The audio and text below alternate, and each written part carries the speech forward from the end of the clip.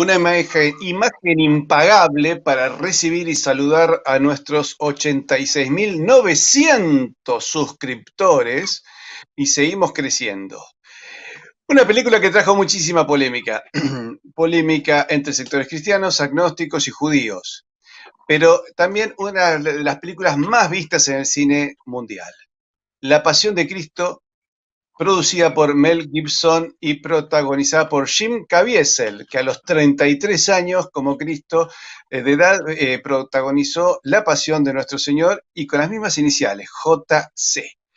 Para hablar de esta maravillosa película y para saber si realmente es la película más fiel a la historia de las Sagradas Escrituras, es la película más fiel y podemos decir más católica.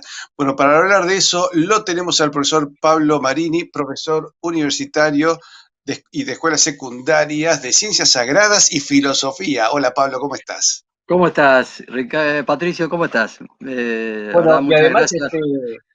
autor de varios libros, ¿no? Donde has tocado temas filosóficos, temas religiosos, temas históricos.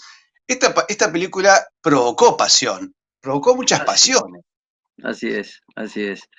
Sí. Yo te diría que ya desde un año antes, por lo menos, había un mar de fondo bastante importante en todo el mundo cinematográfico y además en muchos blogs que planteaban, especialmente se veía venir el tema tanto de si era una película antisemita o si era una película que planteaba una violencia exacerbada, ¿no? Y creo que sobre esos dos puntos fueron los más polémicos en su momento. Pero eso de alguna manera oscurecía, ocultaba la verdadera importancia de esta verdadera obra de arte, como muchísimas personas lo han calificado, ¿no? Una película, viste que hoy tenés, creo que tenés un acople en algún lado, fíjate, pero fíjate si no tenés un teléfono prendido junto a Voy a, la voy notebook, a apagarlo. Vamos a apagarlo porque si no se acopló. Pero viste que hoy te podés ganar el Oscar a la mejor película extranjera, actor de reparto, de música, etcétera, efectos especiales. Yo digo, esta película, aunque sean efectos especiales o en maquillaje o algo así, ¿no se merecía un Oscar? Sí, pero bueno, ya sabemos que Hollywood desde el principio le puso la proa enfrente, no le puso un solo peso a la productora, a la Icon, a la productora de Mel Gibson, y Mel Gibson tuvo que poner de su bolsillo, según lo que ha dicho, ¿no es cierto?, 30 millones de dólares para poder hacerla, pero eso de alguna manera le dio una enorme libertad también para expresarse, además de que no la filmó en Estados Unidos, sino en Italia, ¿no? Básicamente en dos localidades, en los estudios Cinecittà de Roma y en Matera, ¿no? En la ciudad de Matera. Vamos a contar, antes de ir a profundizar más el tema, ¿es cierto que se produjeron algunas situaciones cuasi milagrosas, como en el momento de la crucifixión? Algunas señales, ¿no? Y hubo interferencia también, se podría decir.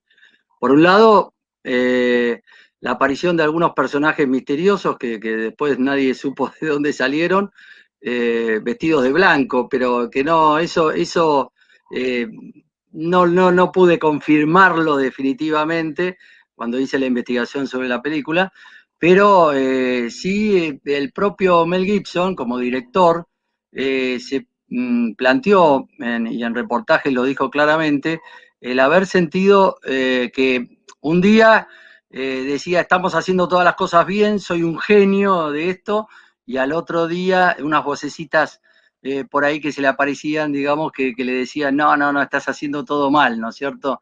Fue una película que realmente tuvo estos episodios, los famosos, el rayo que le cae al actor principal, ¿no es cierto?, en el momento que está colgado en la cruz.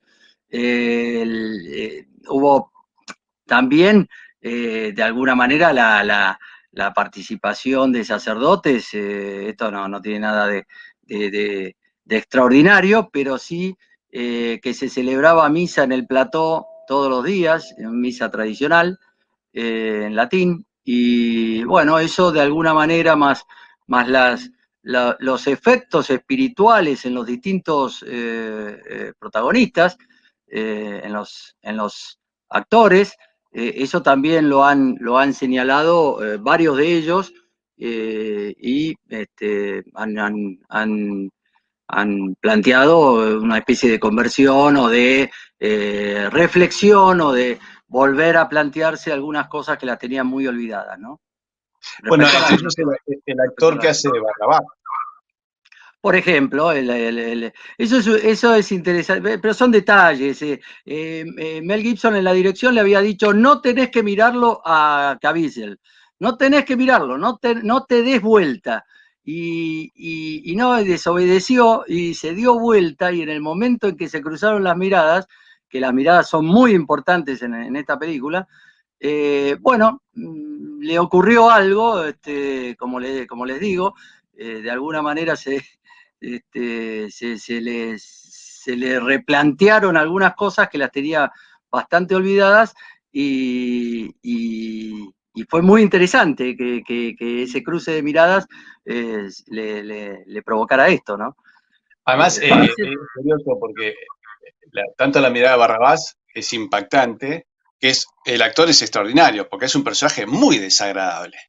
Yo te hubo ahí, creo que Anthony Quinn hizo alguna vez de Barrabás. No, este es un Barrabás realmente desagradable. sí, sí, sí, Se nota que se ha metido muy bien el papel, ¿no?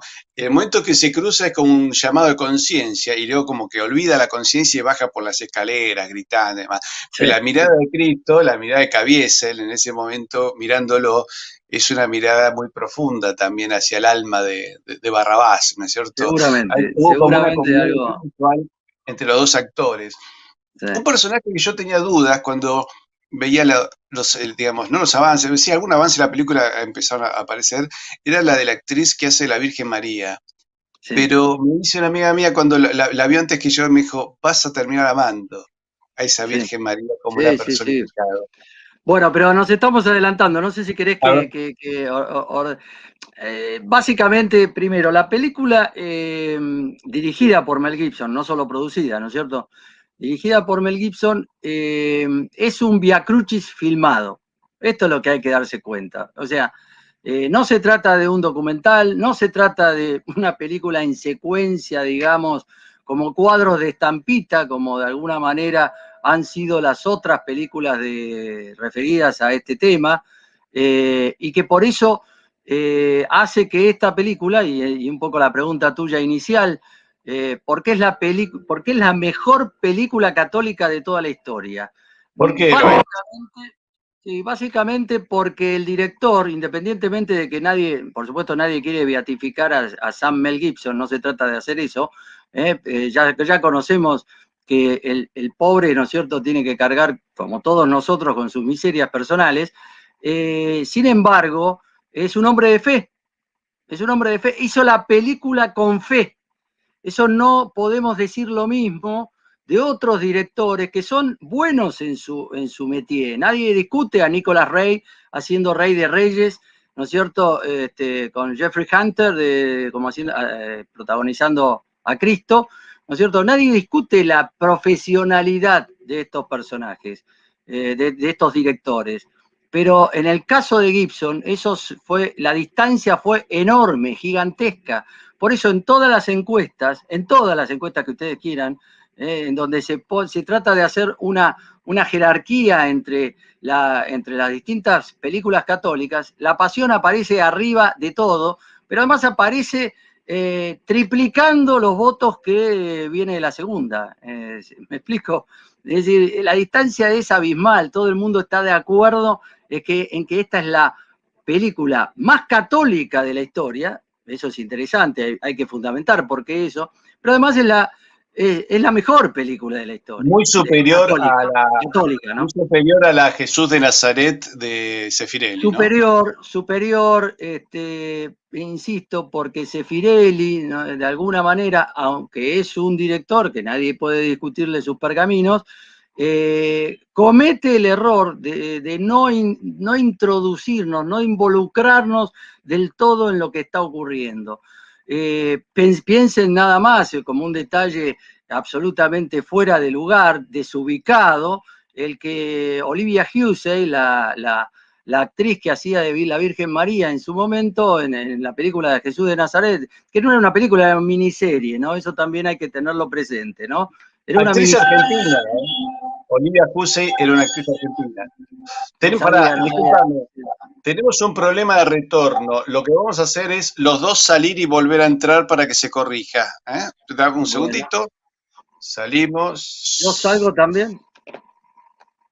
¿Cómo salgo?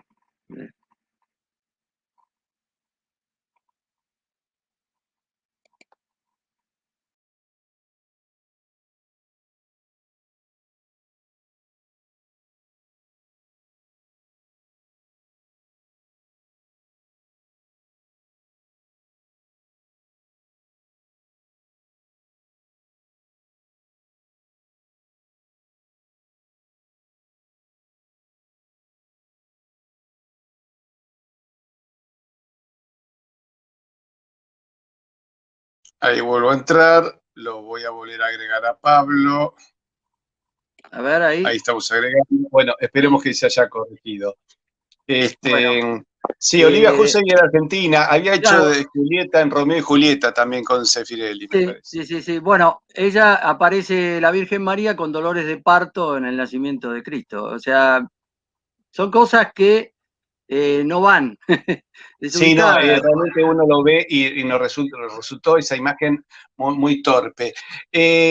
Acá nos dice un amigo, gracias a tu invitado, a Pablo Marini, y que relate las increíbles circunstancias y acontecimientos ocurridos antes, durante y después de la película. Ricardo nos pregunta, ¿qué representa el bebé sonriendo cuando era castigado Jesús? Esa es una de las es una típica pregunta que siempre hacen sobre la película, porque efectivamente la gente se preguntaba qué cosa rara era eso. Y cuando le preguntan a Gibson sobre eso, dice claramente que primero se puede interpretar desde ya. Primero lo que hace es, recuerden que estamos en un momento terriblemente álgido de la flagelación y las escenas de la flagelación son bastante crudas, y por lo tanto lo que hace Gibson como buen cineasta es dar escapes, a veces líricos. Por ejemplo, recuerden que Satanás, que es este ser andrógino que aparece representado por Rosalinda Celentano en la película, va como flotando, ¿no es cierto? Por supuesto se está deslizando en estos rieles que van por detrás de los actores. Y entonces lo que hace Gibson con eso es un poco aflojar la tensión de unas escenas tremendas que tienen que ver con la flagelación y cómo le están pegando, porque es cuando además Cristo es dado vuelta, o sea, no solamente se le está pegando, se le pegó ya de espaldas, ¿no es cierto?, con una doble secuencia de flagelación, sino que también se lo da vuelta y ahí se le empieza a pegar de vuelta en el pecho.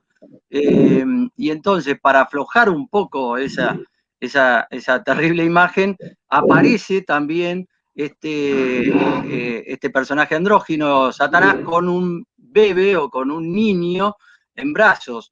Eso, lo que decía Gibson, era que precisamente lo que hace el demonio es tergiversar, subvertir, pervertir las cosas buenas. Y qué más bueno, qué mejor que una madre, ¿no es cierto?, con un niño en brazos. Por lo tanto, por un lado puede ser una burla al mismo Cristo y a la Virgen, en el sentido de que es una especie de parodia de la Virgen con el niño. Y por el otro, también es una burla de este extraño niño que algunos dicen que es el anticristo, bueno, pero lo cierto es que también le está diciendo, mira cómo me cuida mi padre, que es el demonio, y en cambio a vos tu padre te ha abandonado. ¿No? Eso es un poco, en resumen, los dos motivos principales. O sea, por un lado, entonces, esto del abandono del padre y una burla, ¿no es cierto?, a la Virgen y al mismo Cristo, y por el otro lado la perversión del demonio que toma lo mejor, lo más tierno, lo más amoroso, y lo transforma en una cosa perversa. Claro, lo comparás con esta situación, ¿no es cierto?, donde Cristo es tan maltratado, Así es, y evidentemente juega un poco con esa imagen, ¿no? así es, así es. Yo creo que es tratar Además de de... la fealdad, perdón, además de la fealdad del niño que está representado por un actor conocido en Italia que medía 1 metro de altura, ¿no es cierto? ¿Qué te iba a decir? Es como que trataron de reflejar que no tenemos que tener fe, ¿no es cierto? El diablo trata de engañarte. No tenés que tener fe porque trata... El diablo siempre trata, es el gran mentiroso, ¿no es cierto? Es el padre de la mentira, pero además recuerden que lo que hace de alguna manera es presentar una imagen andrógina, confusa. El diablo también es confusión. ¿Eh? El diablo es confusión también. El diablo divide y confunde y Eh, miente. O sea, volvamos un poco a la historia de la película. Generó mucho rechazo, bueno, en parte de la comunidad judía, no sé si en todos, pero en parte, ¿no? en parte, fue en parte, hubo hasta incluso hasta algún rabino que llegó a decir de ninguna manera es antisemita.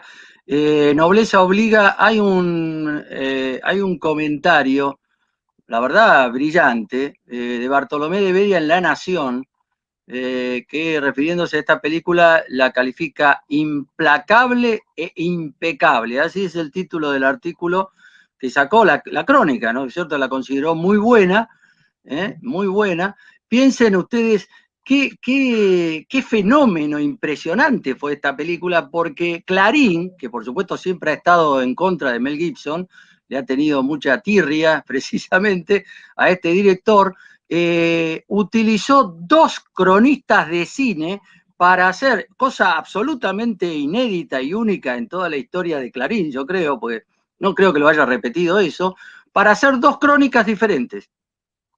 Es insólito eso. Dos ¿Cómo crónicas fue? diferentes en Clarín. Si se busca el día siguiente, esto se estrenó el 25 de marzo del año 2004. El viernes 26 de marzo en Clarín había 2 crónicas con 2 periodistas de cinéfilos diferentes.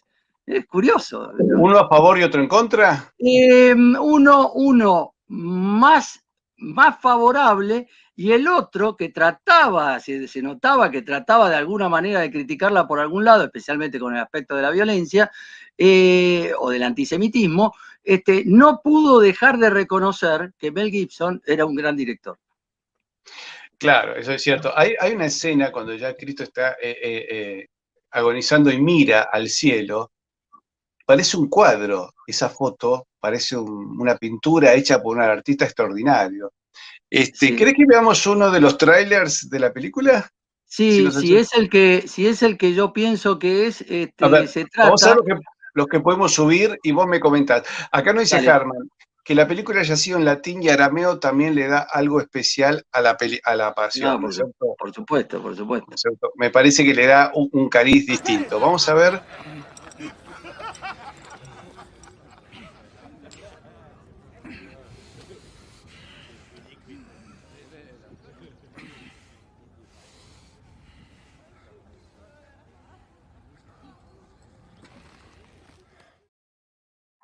No, este no es, ¿me estás escuchando? ¿Me escuchás? Sí, hace un comentario sobre esto. Sí, esto no es un tráiler, esto es parte de la película, es uno de los segmentos que yo utilizo en las charlas que doy desde el año 2005 sobre esta película, que a todo esto tengo que agradecer a mi amigo Flavio Mateos, que escribió una crítica que terminó siendo un libro que se llama El triunfo de la cruz, y algunas de las elaboraciones, de los comentarios cinematográficos, especialmente sobre los aspectos cinematográficos, porque él es un gran estudioso del cine, los he tomado, ¿no es cierto?, para dar esta charla que ya te digo, desde 2005 la estoy dando en colegios o en casa de familia.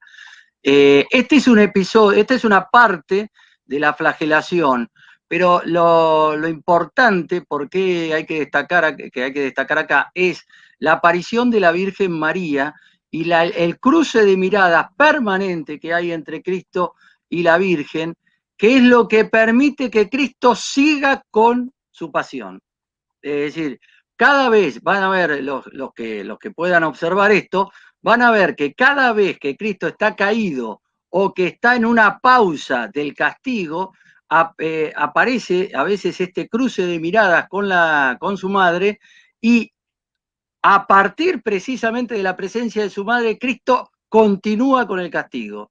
Y esto tiene que ver enormemente con la calificación de católica de la película, porque si hay algo que precisamente ha diferenciado a la película La Pasión de cualquier otra, ha sido la figura de la Virgen María, más que la figura de Cristo, más que la figura de Cristo, la figura clave de la película para que sea plenamente calificada de católica, para que se pueda decir que es la película más católica de la historia, es el papel de la Virgen María, que por supuesto Gibson lo ha planteado desde el punto de vista de la famosa y llamada corredención de María. Es decir, acá está todo esto. Hay una parte ahí donde dicen, un chico, me acuerdo en aquel momento, un crío estaba comentando la película y decía, ¿cuándo fue que se estrenó? ¿En el 2000? 2004. 2004. 25 de marzo del 2004, acá en la Argentina por lo menos, ¿no? La vio casi 3 millones de personas. La vieron chico casi 3 tendría millones. 8 años y dice que él impactó cuando él cae y la Virgen María se acerca a él y él dice, Madre, yo hago en mí nuevas todas las cosas. Sí, Y por es lo que supuesto está un citando el impacto muy fuerte. Apocalipsis. Está citando el Apocalipsis. Y entonces, pero todo eso está a lo largo de toda la película, y eso es lo que de alguna manera impresiona, porque es lo que plantea esta corredención, plantea esta colaboración especial de María, no porque María no necesitara ser redimida.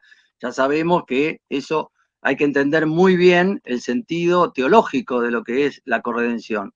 Pero el papel de esta actriz, Maya Morgenstern, que es de origen judío, es extraordinario, es evidentemente un acierto de la buscadora de casting, ¿no?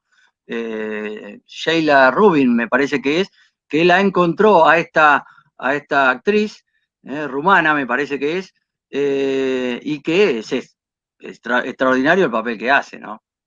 Hay una escena ahí muy simpática, incluso hasta escenas familiares, ¿no? Sí, Cuando sí. él le tira agua, ¿no es cierto? Y da una imagen muy simpática de la película y de la relación entre ambos, ¿no? Sí. De padre e hijo, incluso cuando él es siendo un chiquitito y se cae. Como también una imagen que me llamó mucho la atención es la de Verónica. La Verónica, sí, porque en realidad una de las cosas que se destaca como una constante en el film es el papel de las mujeres. Las mujeres, al contrario de algunos varones, son muy valientes, empezando por, bueno, desde ya la Virgen, María Magdalena, ¿no es cierto? Cuando le habla al soldado romano en esa escena donde le dice que han detenido a Jesús. Y aparece también Verónica, que según los textos de Ana Catalina Emmerich, aparentemente es una especie de señora romana, ¿no?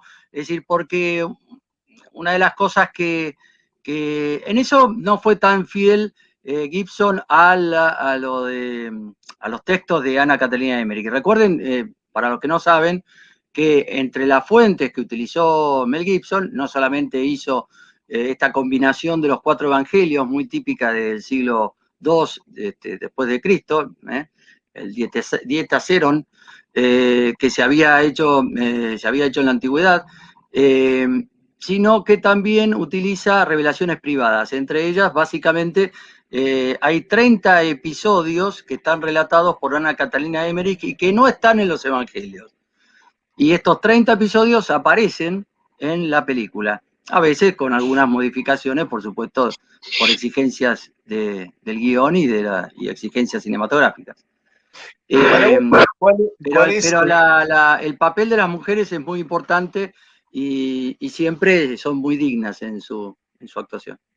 Acá nos recuerdan, Ángelo Guiñez es un historiador chileno, que él colaboró con un escultor argentino, Ropo Marx, que hizo unas esculturas maravillosas sobre Cristo en la cruz, y Ropo dice que su influencia fue la película, y se trató de calcar el esfuerzo que muestra el sacrificio de Cristo en la película.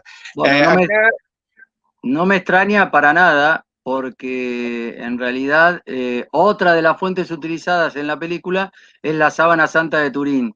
Y hay escultores que han hecho maravillosas reproducciones de crucifijos, por supuesto tridimensionales, o sea, esculturas, que representan los castigos que están manifestados en esta impresionante reliquia, que sabemos que, por supuesto, ha sido investigada científicamente desde muchísimos puntos de vista y que es extraordinario los descubrimientos que se han hecho al respecto, ¿no? Eso es para otra charla, si querés. sí, no, no, da para muchísimo. Da para Es una mucho. película que da para muchísimo. Este, ¿Cómo ves el papel de Celentano en la imagen del demonio? ¿Por qué Bueno, eligieron a una mujer? exacto, lo que es una mujer con voz de hombre, le pusieron voz de hombre. Es decir, no es ella no es la voz de ella, sino que es la voz de un hombre. Con lo cual, Gibson demuestra nuevamente su sutileza impresionante y su gran intuición como director. La misma intuición que tuvo como dijeron recién, utilizar el idioma, utilizar latín y arameo, ¿no? Algunos le reprochan, algunos puristas le reprochan la manera en que utilizan el latín los soldados romanos, otros le dirán por qué no utilizó la koiné griega, que era también un lenguaje popular de la época, pero bueno, la cuestión que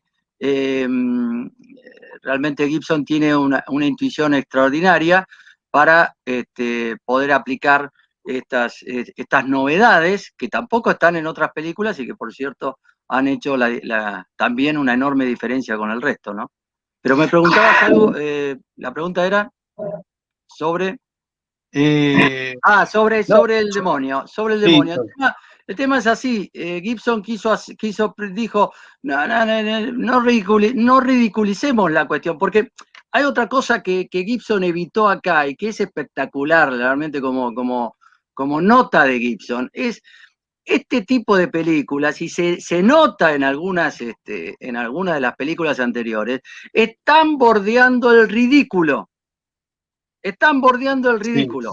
Por ejemplo, hubo gente que le cuestionó, pero cómo en la espectacular escena, algunos la consideran la mejor de toda la película, la escena del huerto, del huerto de los olivos, cómo en esa escena espectacular se olvidó de que cuando Cristo dijo, yo soy, los soldados, ¿no es cierto? Y muchos de los que acompañaban a los que lo iban a detener, cayeron por tierra. Pero yo en 2 segundos, digamos, es facilísima la respuesta, porque en el cine, si uno ve caerse para atrás a la gente, ¿no es cierto? Muchos no conocen primero no se acuerdan de ese detalle de los evangelios, y entonces puede causar risa, puede causar carcajada, y entonces todo el clima espectacularmente dramático de esa escena se destruye instantáneamente. Entonces, Gibson espectacularmente ha tenido estas intuiciones para evitar, ¿no es cierto?, este tipo de dilemas, y por eso entonces aparece el demonio de una manera misteriosa, de una manera andrógina, de una manera confusa, pero enigmática. No es el demonio de cuernos y de cola, ¿no es cierto? Y sin embargo, es lo suficientemente inquietante para acompañarlo con una serpiente, con lo cual está el mensaje clarísimo y la simbología clarísima del Génesis, porque precisamente Cristo, después de sufrir esa agonía con gotas de sangre, de sudor en sangre, aplasta la cabeza de la serpiente en una referencia absolutamente directa al Génesis, a ese linaje de la serpiente que va a ser aplastado por el linaje de la mujer. Vos sabés que con respecto también a la actuación, da la impresión de como que todos los actores, bueno, a mí me encantó la imagen del huerto de Getsemaní, toda la escenificación, y como vos decís, que los tipos se cayesen hubiera quedado medio chaplinesco, ¿no es cierto? Hubiera quedado, Exactamente. es decir, eso es algo para quien conoce muchísimo y uno tiene que generar un mensaje visual. Exactamente, exactamente. No Bueno, hay, Gibson es un hombre de la imagen. Esto se vio no solo en La Pasión, sino en muchas de sus películas, pero especialmente en Apocalipto. Especialmente en Apocalipto. Es impresionante. Miren, Clarín, vuelvo a Clarín, precisamente porque sus críticos tienen una mala predisposición contra este director. Y miren cómo comienza la crítica de Clarín. Dice, no hay duda, no se puede discutir que Mel Gibson es un gran director. Así comienza una película, una crítica, que en realidad después, bueno, por supuesto, le trata de pegar por H o por B, pero comienza teniendo que reconocer inexorablemente que Mel Gibson es un gran director de cine. acá me recuerda, Mel Gibson es católico de origen irlandés como los Kennedy. Vos sabés que algo que me llamó la atención, obviamente los primeros actores, ¿no es cierto? Los que actúan, a ver si tengo acá una imagen de la última cena, ¿no es cierto? Que incluso son actores que salen de los estereotipos, ¿no? Vos lo ves ahí a San Pedro, y qué sé yo, uno de San Pedro tiene una imagen idealizada. Y en realidad salen de todos los estereotipos y ha logrado unas actuaciones extraordinarias. Pero dan la impresión, los actores, de estar muy metidos en el papel y todos sabiendo cumplir su función. Por ejemplo, esta imagen de la flagelación, te vuelvo a poner esta imagen. Fíjate la cara de odio y de maldad encarnada que tienen los tres legionarios. Sí, sí, sí. El que se ensaña, el enanito a la derecha, ese medio petizón, que es re malo y como que goza con la maldad del otro, y el otro que se sonríe. Es decir, da la impresión, estos que son actores de reparto, pero los veo Sí, muy metidos sí, en sí, el sí, son papel, porque, actores a ver, italianos, hacer, la mayoría, sí, sí, la mayoría son actores italianos. eh, y no, incluso el que está, bueno, no sé cómo decirlo, el que está a la derecha de Cristo, el que se ve chiquitito a la derecha, sí, eh, ese que se porta bastante mal y que lo tortura y lo maltrata muchísimo a nuestro Señor, sin embargo, se asombra en un momento, de que los dos esbirros que están flagelando, en un momento se ríen y como se entusiasman. Entonces, este soldado romano aparece como asombrado, como diciendo, epa, ¿qué le está pasando a esta gente? Y lo curioso es que de alguna manera eso está en Ana Catalina Emmerich, que decía que Satanás trataba de azuzar, es decir, incitaba todavía a un mayor castigo a los soldados que castigaron a Jesús, ¿no? bueno, estos actores me parecen extraordinarios, porque no es fácil hacer de malo, hacer un malo creíble y no un malo Sí, sí, sí, chapucero, sí. ¿cierto? Me No gustaría, es, Patricio, me gustaría aclarar también que esto de Ana Catalina Emmerich, por supuesto, es una revelación privada, no hay obligación de creer, o sea, no se tiene fe sobrenatural en eso. Es decir, la fe es como virtud sobrenatural, se aplica en el tema de los evangelios, obviamente, como fuente de la revelación. sí.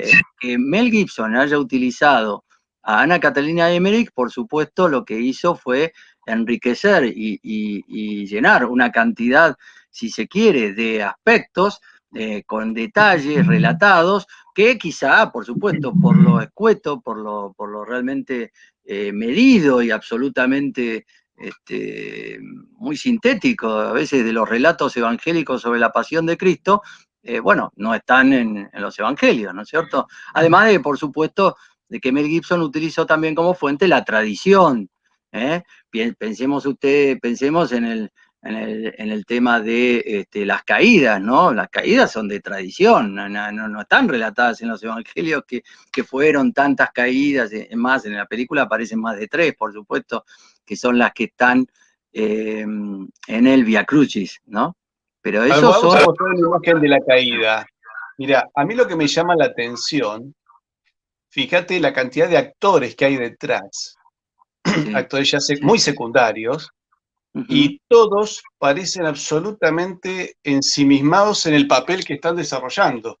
Sí, sí, sí. Sí, sí. Bueno, eso es mérito de, por supuesto, del director, mérito del director. En el caso de esta caída propiamente, que me parece que es la caída donde se encuentra con su madre, con María, Sí, ahí está. eh, ahí la cruz le cae de una manera que le dolió propiamente al actor, ¿no es cierto? Una de las cosas que también se ve claramente, y tiene razón Gibson en destacarlo cuando lo reportean, es que Jim Caviezel sufre, ¿no es cierto? Se lo ve sufriendo, se lo ve realmente en una actitud de sufrimiento que a uno lo impacta. Y otra cosa interesante, hay mil cosas, para mil detalles, ¿no?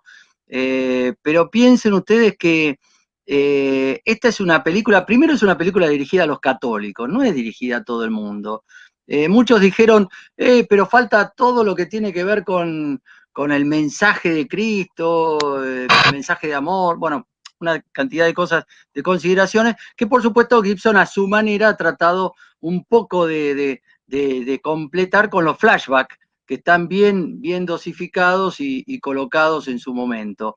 Pero lo cierto es que la película está para los católicos, es para católicos que saben más o menos de todo el detrás de la escena, por así decir.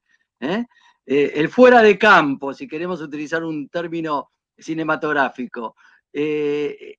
Realmente es para gente que sabe, conoce un poco los evangelios y sabe todo lo que hay detrás. Entonces, ¿por qué digo esto? Porque para muchos, si una persona no sabe absolutamente nada, piensen que entra al cine, ve 2 horas 6 minutos, que eso es lo que dura la película, 2 horas 6 minutos, este, ve todo eso y dice, lo único que he visto es cómo torturan a un hombre. ¿Eh? Punto. Es decir, y no se trata obviamente de eso, y es impresionante cómo para los católicos esto ha significado a veces un antes y un después en cómo ven la pasión. De hecho, el secretario de la Congregación para la Doctrina de la Fe, el padre Di Noia, dijo, la gente, los católicos, no van a volver a ver la misa de la misma manera. Es interesante eso porque tiene que ver con todos los aspectos teológicos, que me parece que si esto termina dentro de unos 15 minutos, les aseguro que no vamos a tener forma de decir mucho, pero lo cierto es que es tan católica la película que precisamente lo que hace es una identidad impresionante entre la última cena y el santo sacrificio de la misa, y además recupera toda la noción sacrificial de la misa que de alguna manera hay, hay ciertas formas de celebración que están ocultando este elemento absolutamente esencial de lo que es el santo sacrificio de la misa, que recuerden que es la renovación y actualización del sacrificio de Cristo en la cruz. No es una especie de memorización o repetición de la última cena. Sin embargo, la película tiene la brillantez, la brillantez teológica de poder unificar todos estos elementos y mostrarnos efectivamente el nivel, el nivel de la entrega absoluta de Cristo, ¿no es cierto? Y lo que ha costado que la redención de todos por todos nuestros pecados, ¿no es cierto? Entonces podemos decir que esta escena, a ver, y esta escena son una perfecta continuidad, ¿no? Totalmente, totalmente. Y ahí aparece de vuelta el asunto que en este caso no les gustó demasiado a nuestros hermanos separados, que cuando la Virgen se acerca a los pies de Cristo en la cruz, la boca de la Virgen queda manchada con sangre. Y eso tiene que ver con los elementos de corredención que están manifiestos, que teológicamente manifestó Gibson, querer poner en evidencia. Y por eso es la película más católica de toda la historia. Y encima está hecha de tal manera que se puede afirmar perfectamente que es la mejor película católica de toda la historia. Hay una escena que yo no puedo conseguir la imagen, que está Mónica Bellucci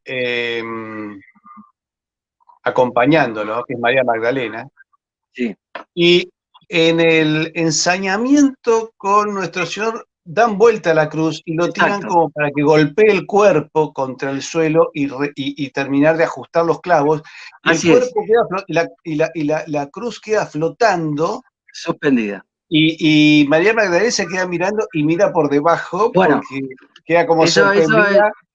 exactamente. Esa es una escena que curiosamente no está en Ana Catalina Emmerich, en los escritos de Ana Catalina Emmerich, está en los escritos de Sor María Jesús de Ágreda, que escribió La mística ciudad de Dios, que es una revelación privada de la Virgen, de toda la vida de la Virgen a ella. Y ahí aparece este episodio de la cruz suspendida, y Gibson aclara o enriquece esta escena con, con que María Magdalena, y esto también aparece claramente en los escritos sí de Ana Catalina Emmerich, que María Magdalena estaba realmente en una situación anímica, espiritual, de enorme desesperación, en algunos momentos muy frenética, y entonces el milagro de la cruz suspendida es precisamente para renovarle la fe.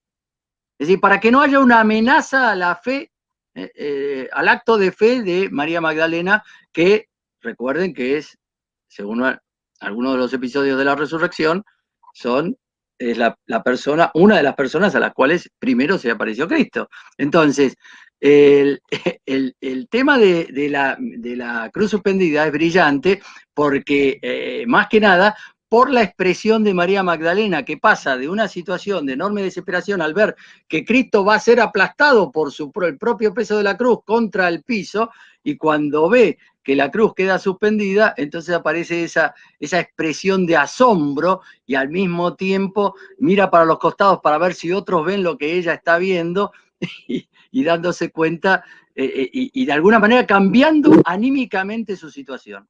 Que es la única que lo ve, ¿no? No sé si es la única que lo ve. Seguro que los soldados y los judíos no se dieron cuenta de lo que estaba ocurriendo.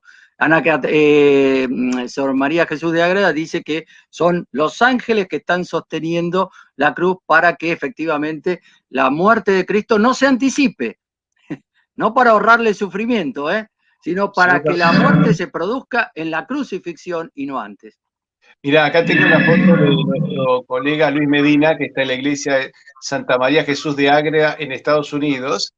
Y claro, vamos a recordar a la gente, era una monja española que tenía el don de la bilocación y que entraba en éxtasis y luego describía lugares en los cuales nunca había estado, porque era monja de clausura, y describe lugares en América y que le habla a una tribu. La cuestión es que años después, unos españoles se encuentran con estos indios y estos aborígenes cuando hablan con los españoles dicen, sí, ya nosotros sabemos, conocían el cristianismo, entonces, pero ¿cómo? ¿Quién vino antes? Sí, viene una dama de azul, dice, ellos logran describir una dama de azul que se para y nos habla y dice que en algún momento iban a llegar ustedes. Entonces contaban los sacerdotes misioneros que fue muy fácil la conversión de esa tribu y los descendientes de esa tribu todavía hoy celebran misas a Santa María Jesús de Ágreda y le hacen, bueno, para ellos una No es tradición santa, importante. discúlpame, No, Patricio, no es no es santo. santa, no es santa, no es santa. No, es sierva de Dios o beata, creo, ¿no? Sí, venerable, Venerable. venerable. No, la beatificación fue de Ana Catalina Emmerich. A Ana Catalina Emmerich sí, la han Sí. beatificado. Es curioso porque estas personajes son extraordinarios. Bueno, pero como sabemos, viste que en el Vaticano a veces se traspapelan algunas cosas, ¿no? Sí, Isabel la Católica, que es una mujer extraordinaria en la historia, la última reina, podemos decir, del gran espíritu medieval, y que todavía esté encajonada su proceso de canonización. Mira, voy a ir a un tema tal vez, si se quiere, un poquito menor, que es esta imagen, sí, o sea, Malco, Malco, así el, es. el soldado que va a cumplir, y cuando San Pedro le corta la oreja y nuestro Señor le pega la oreja, él se queda en un estado de éxtasis ante ese hombre al que él había ido a aprender. Sí, se queda asombrado bueno, no reacciona, mientras ya lo están llevando a Cristo atado, con esas correas cruzadas, esa especie de chaleco que le ponen, eso está de acuerdo a las descripciones de Ana Catalina Emery, que son muy detalladas. Eh, pero Malco es uno de los tantos personajes que aparecen tocados por Cristo en toda la película. Así como Simón de Sirene, obviamente, cuando lo tiene que ayudar, y está muy bien representado toda esa especie de rechazo inicial de Simón de Sirene, de no querer ayudarlo, y después como en el camino de la cruz, efectivamente, las miradas nuevamente se cruzan con Cristo, y entonces el corazón de Simón de Sirene se va ablandando y se va de alguna manera convirtiendo. También algunos siervos, por ejemplo, una sierva o siervo, no sé muy bien si es varón o mujer, en la corte de Herodes, cuando Herodes se burla de él, y cómo Cristo al único que mira es a esta sirvienta o a este siervo, y cómo eso también la va cambiando. Eh, y también, por supuesto, el buen ladrón, ¿no? La contraposición con el mal ladrón, y esa impresionante escena del cuervo que le pica el ojo al mal ladrón, a Gesmas, y que de alguna manera lo que quiere representar Cristo con eso es la ceguera espiritual que también la muestra en otros momentos de la película. Bueno, es lo que vemos en el mundo de hoy, ¿no? Bueno, La ceguera espiritual que estamos viendo hoy es impresionante. hay obcecación, ofuscación. Cuando se estudian los pecados contra el Espíritu Santo, también está esto, ¿no es cierto? La ofuscación, la obcecación ante la verdad, ¿no? Es decir, como yo no quiero ver la verdad. No es un problema de que no la vea porque la verdad no se me presenta con cierta luminosidad, sino que en realidad yo soy el que no quiero ver, ¿no? Es un poco el problema del ateo. El ateo, recuerden que no es porque hizo primero razonamientos en su cabecita y pudo con eso demostrar la no existencia de Dios. Es primero el corazón el que se cierra, y después él trata de buscar algún tipo de argumento que lo justifique en su actitud existencial. Vos sabés eso que me recordó una conversación que tuve con un profesor de filosofía hace muchos años. Él los domingos llevaba a su familia a misa porque conducía el auto, pero él no iba a misa. O se quedaba afuera. Y entonces le pregunté por qué. Y me dice, yo no tengo fe. Entonces me dice, ¿sos ateo? Dice, no, me dice. Yo estoy seguro, si, dice, o pensá que yo lo he leído a San Agustín, he leído a Santo Tomás, algo en mí. Entonces yo creo que la fe debe ser, como dice la iglesia, una virtud que Dios la da o no la da. Porque no soy anticlerical ni nada más, el domingo con el auto llevo a mi familia. Pero yo no siento la fe. Yo creo que si Dios existe, yo dejo mi corazón abierto para que Él toque mi corazón y me dé la fe. Pero por el momento, te digo, soy un hombre sin fe.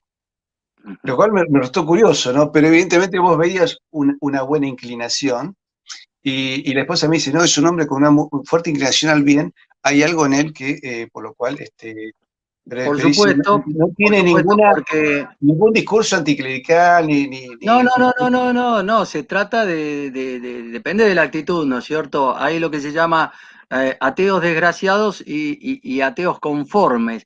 Y Pascal dice que la peor situación es la del ateo conforme. Es decir, ¿Cómo es eso? claro, el ateo que en realidad está tan apoltronado en su situación que no tiene ningún problema, de alguna manera no se cuestiona el planteo existencial y de dónde salen las cosas, cuál fue la causa de todo, por qué hay un orden tan maravilloso e impresionante en muchísimas cosas y de dónde sale. Es decir, ese es el ateo que de alguna manera está más lejos de Dios, porque es el ateo que ha encontrado la excusa para no plantearse seriamente el problema. En cambio, el ateo desgraciado es un ateo que lo llama así Pascal, porque es desgraciado en el sentido, no del tema de si tiene la gracia santificante o no. El ateo desgraciado en el sentido de que sabe que hay un problema, que tiene que de alguna manera tener una respuesta, y él no la está encontrando, quizá en su buena fe, ¿no es cierto? No la está encontrando, aunque reconozcamos que la inteligencia humana tiende a encontrar una causa de las cosas y, por supuesto, a no explicar todo por el azar, que es no explicar absolutamente nada. Recuerden esa especie de paradoja, para muchos de estos materialistas y ateos, el azar no dejó nada librado al azar, ¿no es cierto? Entonces, ese tipo de cosas El azar es no tan grande tienen, que no habría que tienen llamarle sentido. Dios, ¿no es cierto? ¿Cómo? Perdón. El azar es tan grande que habría que llamarle Dios, porque le Sí, dicen sí, tanto azar, en azar que... realidad, sí, pero en realidad Aristóteles ya contestó esto hace 2400 años cuando dijo que el azar no es causa, o sea, la casualidad no es causalidad. Entonces, todo Ah, esto ya está contestado hace mucho, ¿no? Es que no han leído ni siquiera Aristóteles, entonces es bastante complicado así, ¿no? escúchame, vemos acá que tenemos, por un lado, la última cena claramente es la crucifixión, ¿no es cierto? El demonio claramente se presenta con esa forma andrógina, con ese... está muy bien, en un ataque, en una mirada de odio a Cristo y a la Virgen. Cosa que los protestantes como que es un tema secundario, pero a mí me da la impresión de que en la película el demonio no solo mira con odio a Cristo, sino que mira con odio a la Virgen. Es la sensación que Sí, yo tengo. mira, es decir, la mirada del demonio es una mirada inquisitiva, quiere saber quién es. Por eso le pregunta en la escena del Huerto de los Olivos, le pregunta, ¿quién es tu padre? El demonio no sabe exactamente frente a quién está, pero notablemente, y en esto otro acierto teológico brillante de Gibson, no porque Gibson sea teólogo, por favor, no se me entienda mal, sino porque estaba muy bien asesorado por el padre Fulco, que era un sacerdote jesuita, y por algún sacerdote de los Legionarios de Cristo, por ejemplo, el padre Bartunek, que es el que hace el libro Inside the Patient, ¿no? Que es el libro sobre la película. Eh, este asesoramiento lo llevó a Gibson a una resolución teológica brillante, que es que eh, el grito de derrota de Satanás, si ustedes se fijan, no es después de la resurrección, no termina gritando su derrota a Satanás porque Cristo resucitó, sino que Satanás grita su derrota en esa especie de lugar espantoso, ¿no es cierto?, que es el infierno, rodeado de algunas especies de cadáveres, no sé, algo Se le cae el pelo incluso. Sí, se saca, digamos, su velo, ¿no? Negro. Ese grito de derrota lo hace instantáneamente después de la muerte de Cristo. Y eso es teológicamente irreprochable, es perfecto, porque lo que nos salva centralmente es la pasión y muerte de Cristo. Por eso dice toda la teología, la pasión y la muerte es meritoria y la resurrección es merecida. Por lo tanto, aunque todo es parte de la redención, incluso la resurrección, porque si Cristo no hubiera resucitado, vana es nuestra fe, dice San Pablo, sin embargo, el centro neurálgico de lo que nos salva es la pasión y la muerte. Por lo tanto, Gibson está poniendo de vuelta en evidencia que el centro de lo que tenemos que entender y tener conciencia, tomar conciencia cuando vamos a misa, es que estamos frente al Calvario, no estamos frente a una fiestita. Claro, es lamentablemente Ese lo es un, que quieren convertir.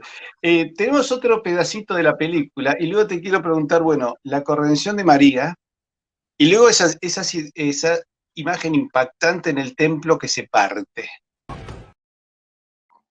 Bueno, eso es otra escena totalmente identificatoria entre lo que ocurre en la última cena y lo que ocurre en el Calvario. Entonces, el tema de levantar el pan, ¿no es cierto?, para la consagración, tiene que ver con levantar la cruz y, por supuesto, con esa famosa frase: cuando sea levantado entre los, atraeré a todos hacia mí. Cuando sea levantado entre los hombres, atraeré a todos hacia mí. Es decir, eso es otro de los episodios en donde Gibson hace un paralelismo entre lo que ocurre en la última cena y la crucifixión. Piensen ustedes también cuando le arrancan las vestiduras, en donde Cristo vuelve a abrir todas sus heridas. Eso está hecho el paralelismo con cuando le llevan el pan recién calentado, ¿no es cierto?, a Cristo a la mesa, y Cristo lo que hace es sacar el paño que lo está cubriendo. Entonces, ese tipo de paralelismos están por todos lados, y por supuesto también en el aspecto de la corredención de María. ¿Qué te iba a decir? Y bueno, y la escena del templo. La escena del templo es una escena un poquito hollywoodense, si se quiere, en el sentido de que el terremoto también parte al medio el templo. No hay que descartar que el terremoto, por supuesto, haya provocado daños en los edificios de Jerusalén, porque eso se sintió. El tema está en que lo que se partió al medio fue el velo del templo, lo que separaba el Santo Santorum del Santorum. Entonces, esa cortina, les aviso, no es que era una cortinita de estas que ponemos en nuestras casas, era una especie de telón del Colón, del Teatro Colón. Vieron que son muy gruesos.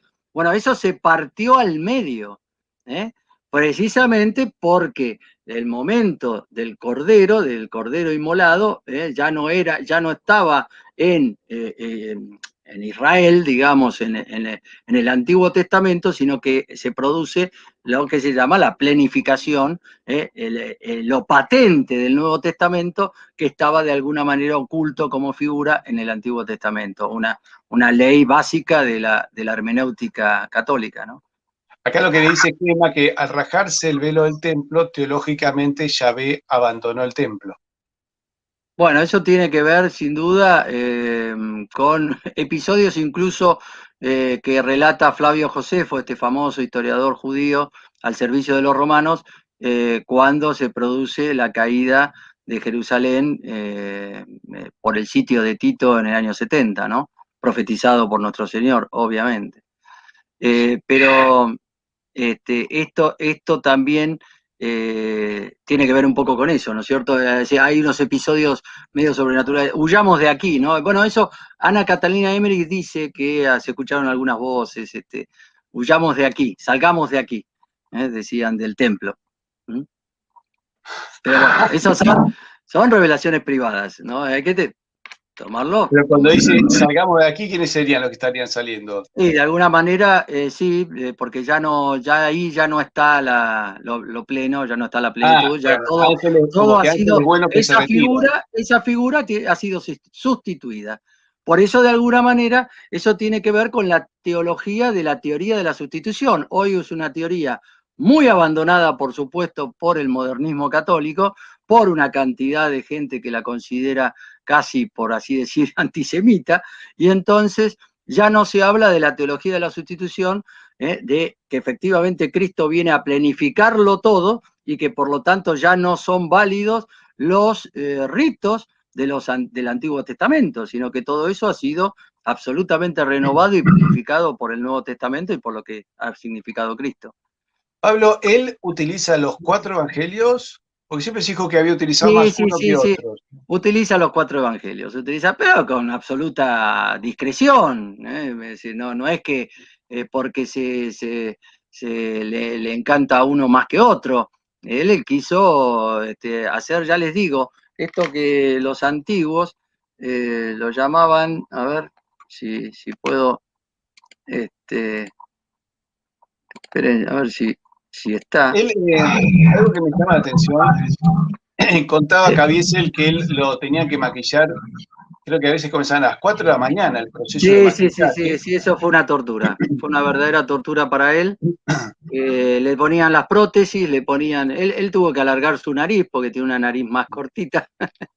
Y entonces para que se pareciera más a los datos de la iconografía clásica sobre Cristo y por supuesto, de los datos de la sábana santa, no nos olvidemos, que según lo que yo tengo entendido y lo que he podido estudiar, humildemente creo que es verdaderamente, auténticamente la sábana que cubrió a Cristo en el momento de su muerte y resurrección. En el momento de la muerte, no, está mal dicho, en el momento de que fue enterrado en la tumba y después en el momento de la resurrección.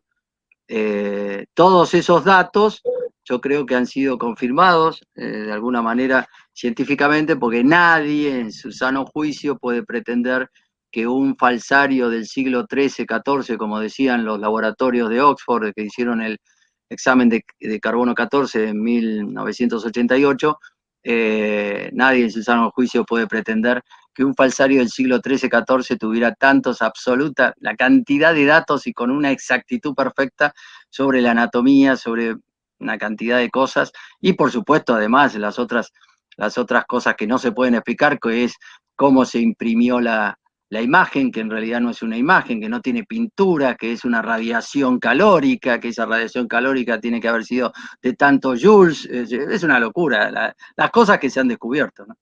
No, es decir, no hay técnica que lo hubiese permitido hacer en el siglo XIII. Además se sabe que el carbón 14 tiene unos márgenes de error No, este, eso por supuesto. hasta de 1700 años de error se han encontrado. O sea, No, parece no, ser que eso Chile. desde ya se han hecho los experimentos, ¿se acuerdan? Con los cuernos vikingos que dieron millones de años.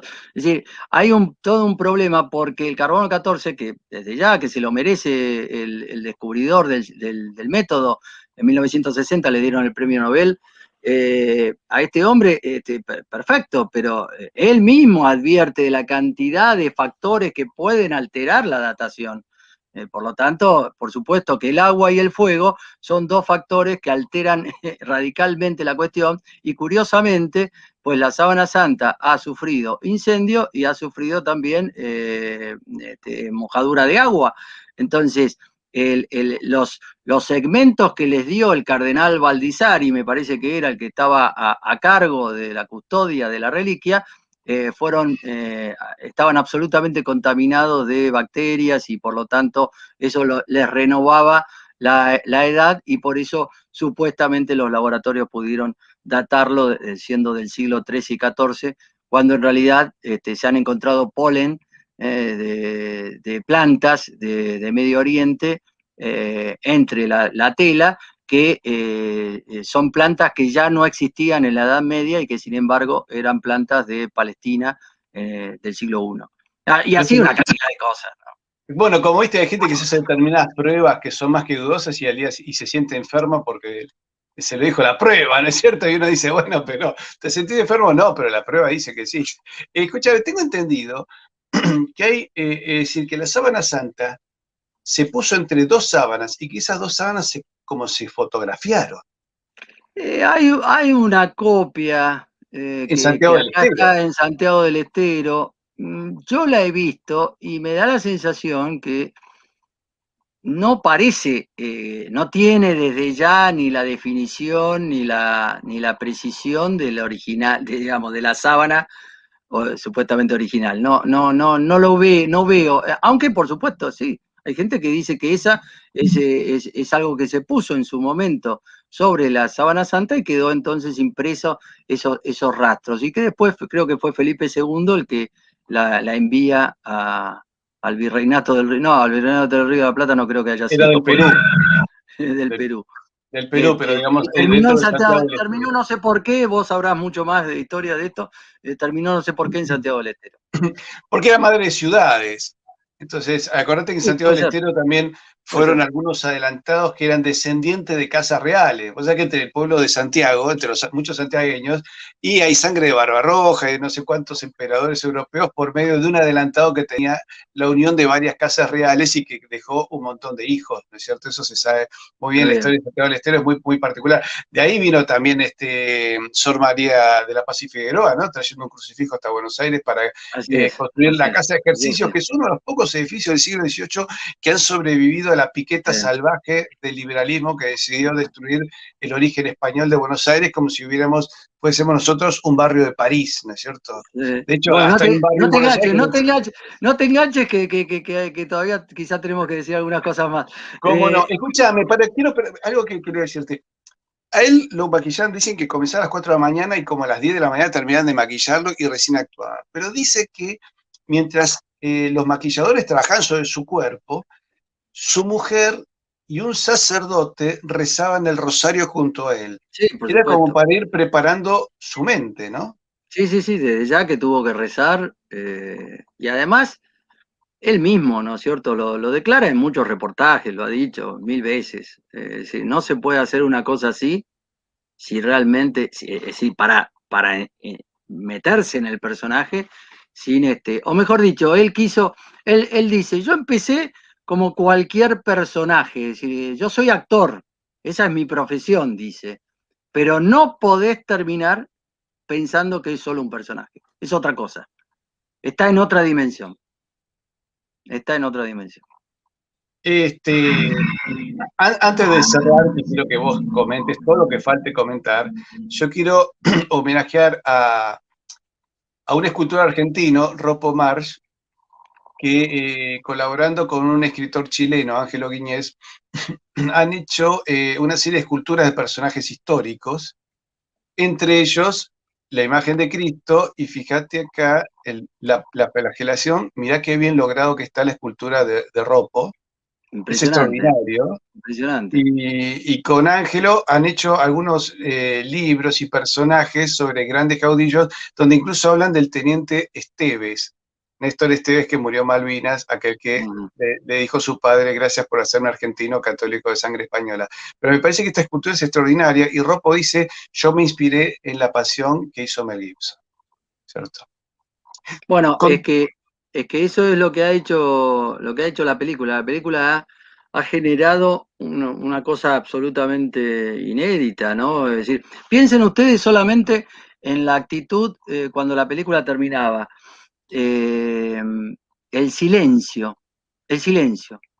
La característica de todas las salas donde se exhibió fue el silencio de la gente. Es más, les voy a contar una anécdota, si quieren, personal de la familia. Nosotros somos una familia de barrio de la zona norte y fuimos al shopping, a un shopping de acá de zona norte.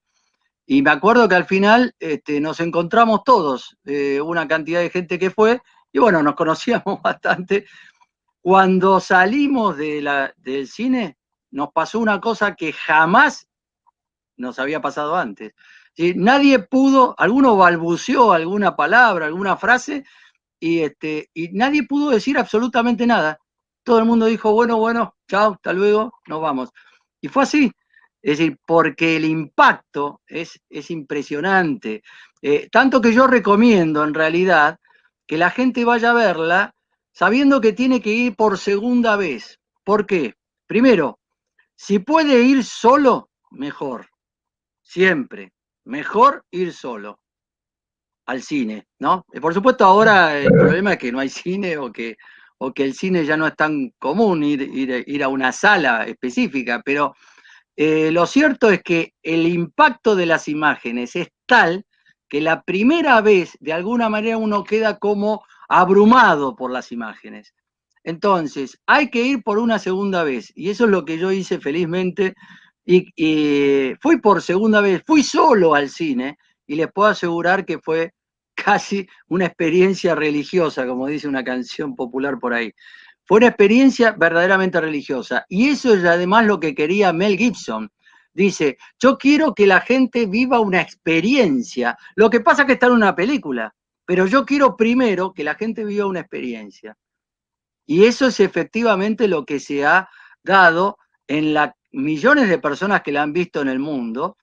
Piensen que ustedes acá en la Argentina lo han visto casi 3 millones de personas en su momento, en el año 2004. Y ha sido tremenda la experiencia, la situación. Por eso muchos sacerdotes, mucha gente se ha plegado a decir que esta película es absolutamente extraordinaria, que sale de lo común. No hay ninguna otra película de Cristo que haya provocado esto. ¿eh? Es más, han quedado bastante lejos, ¿no? Por eso quizá también el resentimiento, la bronca, ¿no? De algunos que tratan de centrarse en detalles como la violencia o si es antisemita, y se olvidan de lo principal, que es lo que me está mostrando. Las 12 últimas horas de Jesús en su pasión, muerte, y también, ¿por qué no?, la resurrección al final, porque es, por supuesto, una historia de triunfo, no es una historia de un fracaso. ¿eh? Qué bueno es aclararle a alguien que habló del fracaso de Dios, ¿no es cierto? Sí, Lamentablemente en Roma también. alguien habló del fracaso de A Dios. veces, Se entiende que quiso decirlo como una metáfora de acuerdo al mundo moderno, pero fue sí, sí, muy sabemos, poco feliz. sabemos.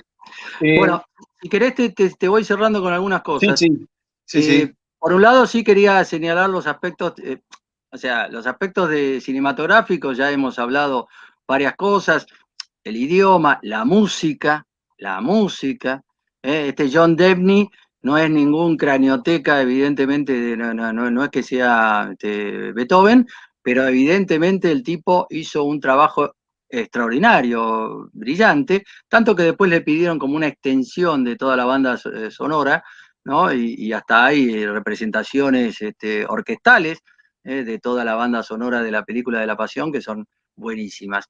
Pero todos los detalles, el idioma, ¿no? Es decir, Gibson decía, no sé si soy un idiota o soy un genio, ¿no? Pero voy a poner el idioma original, voy a poner un idioma arcaico, ¿no es cierto? Porque ya no se utiliza. Y la verdad que es espectacular porque Cristo, hablando de esta manera, hasta con esa musicalidad, recuerden el famoso tema de los meturgemanes, de los que habla Castellani, estas especies de repetidores memorísticos, que podían repetir precisamente porque había cierta musicalidad en lo que decían, cierta rima en lo que se decía, y se ve perfectamente en una de las escenas de la película cuando Cristo habla en el Sermón del Monte. Se ve perfectamente esa musicalidad. O sea, hay una cantidad de detalles, es interminable. Pero después, vamos a los aspectos teológicos. El papel central del sufrimiento y de la cruz en la religión católica, puesto de vuelta en el centro. Cuando tenemos tanto catolicismo hippie amilvarado, ¿no es cierto?, que pretende presentarnos a una especie de Cristo, flower power, amor y paz, ¿no es cierto?, sin poner el centro en el tema de lo que significó la redención, precisamente para salvarnos de nuestra miseria provocada por el pecado original y después por la cantidad inmensa de pecados históricos y universales. La identificación de la última cena con el Calvario y con la Santa Misa, la historicidad de los evangelios, o sea, tomarse en serio los evangelios, no como tanto exégeta por ahí, modernista, hereje, ¿no es cierto?, que dice que en definitiva es la interpretación de la interpretación de la interpretación, al final nunca podés llegar a nada, o como dijo el director de los jesuitas, el superior de los jesuitas, que dice que no tenemos grabadores para saber qué es lo que realmente dijo Cristo. Bueno, todo ese tipo de barbaridades y disparates son de alguna manera demolidos también por esta película que quiere ser fiel no solo a lo antiguo o al magisterio antiguo de la Iglesia, sino al propio Concilio Vaticano II, si me permiten, que dice claramente que los evangelios son historia real. La existencia del demonio como sustancia personal, en vez de hacer estas especies de alegorías de que el demonio es una representación simbólica de nuestras miserias personales. Bueno, no, señor, el demonio existe, es un ángel caído y es una sustancia personal. Por supuesto, la corredención de María, que eso está puesto enormemente en toda la película, es impresionante y por eso ya les digo, repito, eso es el elemento casi le diría central, esencial que hace esta película la película más católica de la historia, precisamente por el papel de la Virgen y por esas miradas, ese cruce de miradas extraordinario entre Cristo y María, donde María incluso se puede llegar a percibir que le dice con cierta expresión de su rostro, con cosas muy sutiles, ¿no? Le dice, tenés que seguir, debes seguir, ¿no? Hay toda una cosa ahí planteada muy notable, ¿no? Y es espectacular que Gibson lo haya podido plasmar en imagen, ¿no? Y después, por supuesto, el polémico tema del papel del pueblo judío, que queda claro, ¿no es cierto? Es lo que nosotros siempre decimos, hay una responsabilidad espiritual o mística respecto a la muerte de Cristo, o hay una responsabilidad también material e histórica. ¿Cuál es la responsabilidad espiritual o mística? La de todos nosotros somos de alguna manera responsables de la muerte de Cristo porque hemos pecado y porque tenemos que ser salvados por Cristo. Y por otro lado, la responsabilidad material o histórica, que es de las personas que concretamente llevaron a la muerte a Cristo y que por supuesto no son solamente los romanos, como ha aparecido en tanta película trucha sobre Cristo que hemos visto en algún momento. Finalmente, como conclusión, la película es una revancha del cine religioso.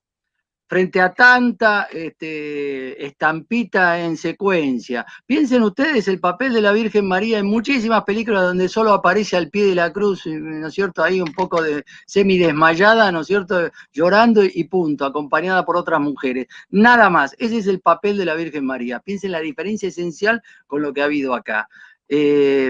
Es impresionante. Es decir, entonces, es una revancha, porque además se ha utilizado buenos actores, se han utilizado buenas técnicas, se ha utilizado buena música, se ha utilizado una cosa maravillosa como es escuchar, aunque uno no sea un experto ni tenga por qué serlo, el arameo o el latín hablado, ¿no?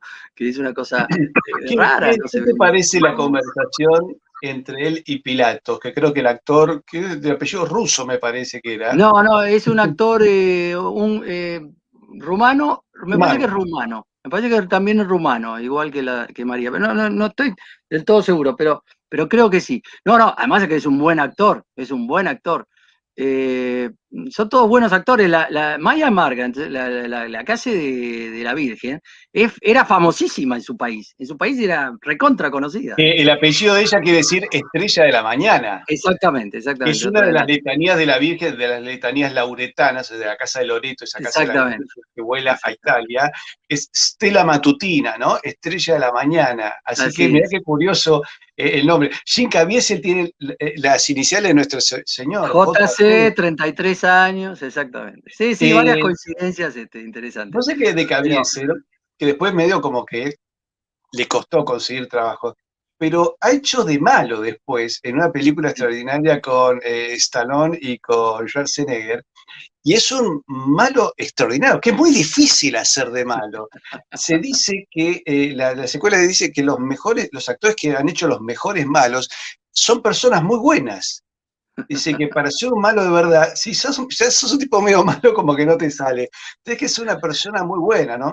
Patrick McGoohan, ¿no? En Corazón Valiente, un hombre católico ferviente de misa tradicional, hace un rey perverso, ¿no es cierto? Y el malo que hace Caviezel es muy, muy interesante. Es un malo profundo, ¿no es cierto? Que uno dice, te sorprende, ¿no? De y Cristo bueno, este malo, pero demuestra es la condición actoral.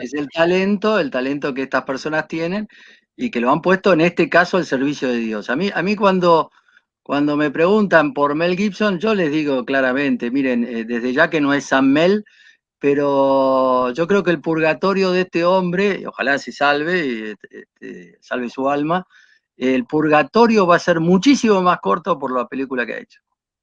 Y en el caso de la Virgen, de la actriz que hizo de la Virgen María, que no es católica, es judía, yo creo que la Virgen va a estar por ahí dando vueltas a ver en el momento del juicio del alma de esta persona. Realmente han hecho un trabajo en donde se nota que ha habido algo más, ¿no es cierto? Ha habido algo más, no sé si una inspiración divina, lo que sea, pero ha sido muy especial lo que han hecho y por eso les digo, la distancia que hay entre esta película y el resto de las películas supuestamente católicas es enorme. Hay buenas películas, ojo, hay buenas películas Acá católicas. sí hay una de Pero, Pasolini que la están elogiando, pero acá nos pregunta César Bazán, ¿qué novedades hay con la secuela, que sería La Resurrección?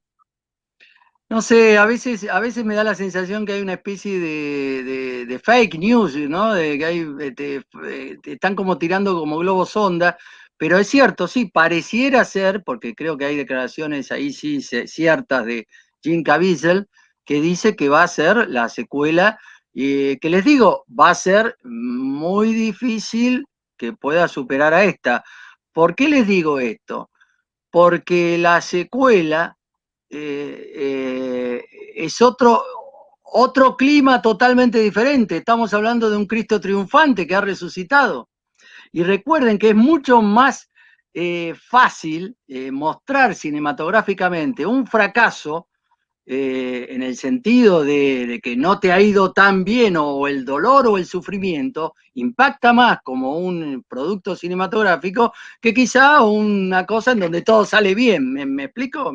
Igual, por supuesto, desde ya que en los Hechos de los Apóstoles no todo sale bien, precisamente, y pareciera ser que algunos elementos de los Hechos de los Apóstoles van a ser tomados, pero en realidad, según lo que tengo entendido, parecería ser que la secuela tiene que ver con días posteriores a la resurrección, lo cual no tengo la menor idea para dónde va a ir.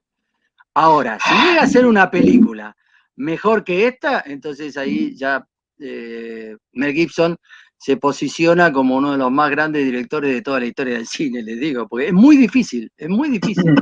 Sí, son esas películas que incluso no puedes hacer no puedes hacer una remake. Viste, hay películas que quedaron en el cine, nadie hizo una remake de La Novicia Rebelde, por decir algo más simple, ¿verdad? Viste, porque quedó perfectita y no toques. No No, no lo toques. toqué. Y no, y la demostración está en la remake de Ben-Hur, que no le llegó ni a los talones a la película de 1959 con Charlton Heston. O sea, ni a los talones le llega.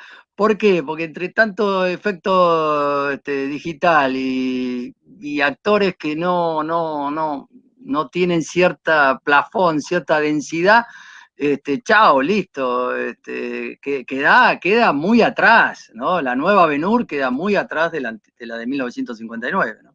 Sí, Sí. no tiene ni ahí. Acá nos dice Walter, qué placer escucharlos, por favor, si me permiten sus opiniones sobre Poncio Pilato. ¿Se habrá salvado ya que él no quería condenarlo? Los ortodoxos No, griegos lo tienen canonizado a Pilatos y sí, ¿cómo se sí, llama? pero Próculo. no fue un personaje muy simpático, ¿eh? No hay que canonizarlo así tan rápido. Aparentemente, según lo que entiendo de historia antigua, no fue un personaje así y que incluso después no se comportó de alguna manera tan bien, como si el impacto de Cristo no lo hubiera. Habrá que ver, ¿no? O sea, uno no puede saber exactamente.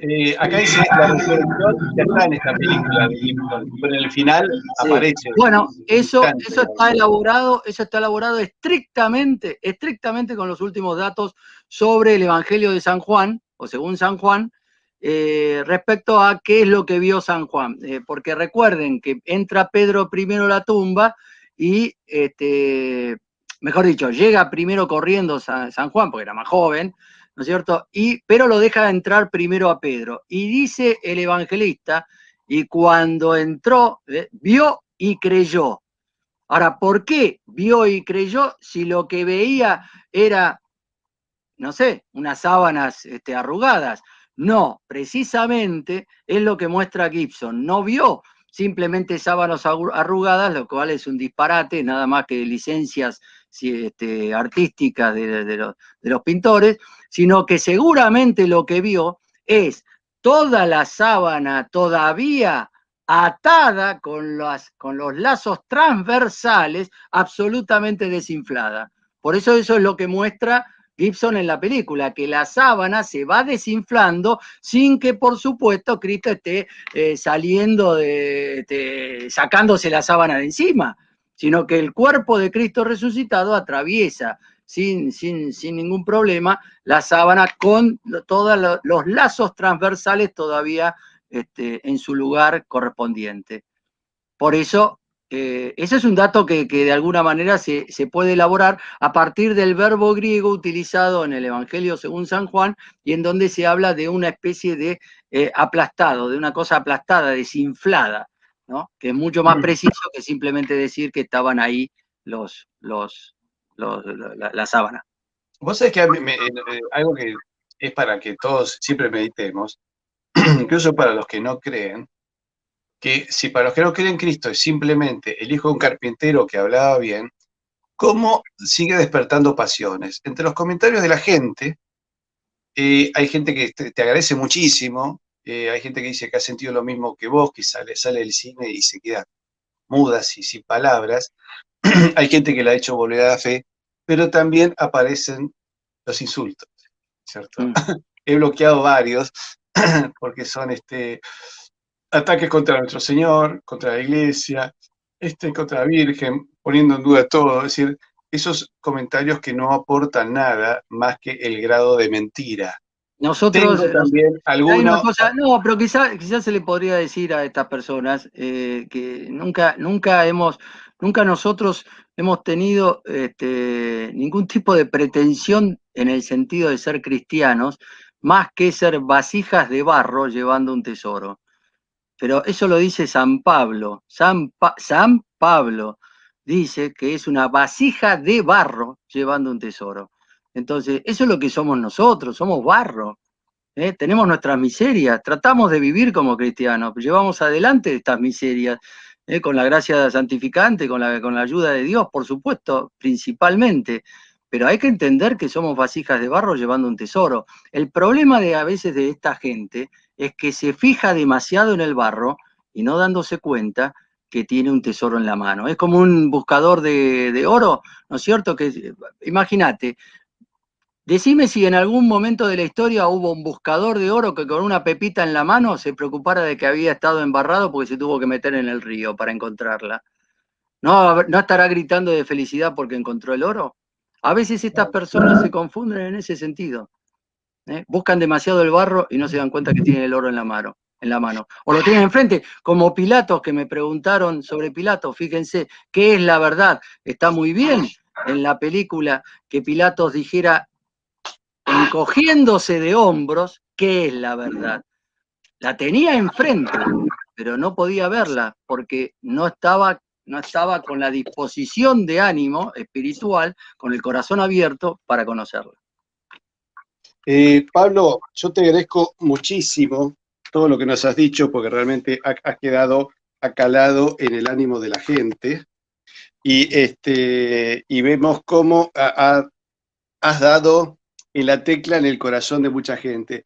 De Pilato lo único que no vamos a andar defendiéndolo, pero parece ser que hay una carta de ella anciano, donde habla como dolor y arrepentimiento de ese hombre, y yo me imagino que Pilatos habrá tenido que tomar decisiones sobre mucha gente, pero de la única persona sobre la cual escribió fue sobre ese hombre, que su mujer le decía, creo que Claudia Prócula era el nombre de ella. Claudia Procla. O sea, no te metas con este justo. Exacto. Y que en la película la actriz que la personifica a mí me encanta, porque ella va con unas sábanas, ¿no es cierto? Con mucho pudor se le acerca a la Virgen María y le entrega para limpiar la sangre. O sea, ella sabía que era importante la sangre de ese. No recuerdo si ella también se arrodilla, ¿no? Pero creo que se arrodilla la Virgen y María Magdalena. Nuevamente, son las mujeres las que tocan la sangre. ¿eh? Interesante, otro detalle de Gibson para las mujeres. Tanto que lo acusan a veces. Acusan a la iglesia machista, pero fue la madre la que lo sostuvo. Y el mensaje de Cristo es muy, he aquí a tu madre, ¿no es cierto? Madre, he aquí a tu hijo, indica que en la devoción a la Virgen está el camino es uno de los caminos de redención. Dios quiera que alguna vez se declare ese dogma de la corredención de María. Te lo cuento con dos anécdotas que tienen un grado de humor. Uno que dice que San Pedro le dice, Señor, si me ha colado gente del cielo que no está en la lista. ¿Y cómo se te coló? Y hay un agujero en las nubes y hay una escalera con forma de rosario. Y él le dice, quédate tranquilo, son cosas de mamá. Claro. Y hace poco me contaba un amigo costarricense, que es una broma de esas que hacemos los católicos que son pudorosas, ¿no? Una señora muy viejita entra a la iglesia a rezar, en una hora que no hay nadie, pero justo pasa detrás del retablo donde había un albañil que estaba haciendo un arreglo y casi lo tira, ¿no? Pero no lo nota y se va a rezar. Y el albañil dice, pero esta mujer tan distraída, casi me tira, y ve que reza, ella reza reza rosario, entonces él dice, le voy a hacer una broma. Y le dice, hola, soy Jesús. Y la mujer le contesta, pues haz silencio que estoy hablando con tu madre. Me pareció muy bien. Pablo, te agradezco muchísimo. Bueno, muchas gracias a vos Por la también. respuesta de la gente, vamos a tener que hacer otra nota sobre esto. Quiero agradecer a mucha gente que ha colaborado incluso con nuestro canal. Quiero agradecer a la profesora Lizarduy, que es la representante de la comunidad hispanista en este grupo que hemos hecho ahora en la región vasca de España, y a todos aquellos que de una manera u otra colaboran para que nuestro canal siga y que nos permita poder conversar con un amigo como Pablo Marini, que nos ha dado una visión de la fe y del cine y del arte, del cual creo que nos queda un gusto tan particular que hoy no voy a poner ninguno de los videos que tienen que ver con la promoción del canal, solamente puse el de latín, porque bueno, tiene que ver con esto, estamos haciendo los cursos del profesor Pablo Marini y que han sido un éxito. Y me voy a despedir, Pablo, con tu permiso, con uno de los trailers, con el segundo tráiler que me diste. Te mando un fuerte Bueno, abrazo y muchísimas gracias. gracias a vos, Patricio, por esta oportunidad, porque realmente pudimos, por lo menos, decir algunas cosas que quizás tengan que ver con una profundización espiritual de lo católico que es muy necesario. Es muy necesario. A todos ustedes, queridos amigos, si les gustó, les pido que se suscriban al canal, que se unan, aquellos que quieran colaborar con nosotros, que lo puedan hacer en Comunidad Hispanista también, y que lo compártanlo con sus amigos, porque realmente toda la explicación que hizo el profesor Pablo Marini, realmente es una explicación que llega al alma de todos y que creo que sirve para el crecimiento espiritual de todos aquellos que puedan ver este programa. Muchísimas gracias a todos y nos vemos en una próxima edición aquí en nuestro canal, Historia con Patricio Noves.